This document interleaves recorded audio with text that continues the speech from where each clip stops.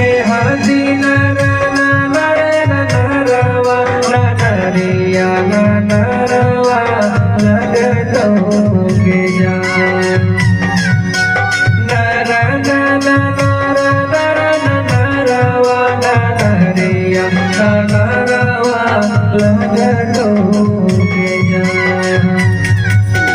Feel आना चाहिए last में, ऐसा है ना।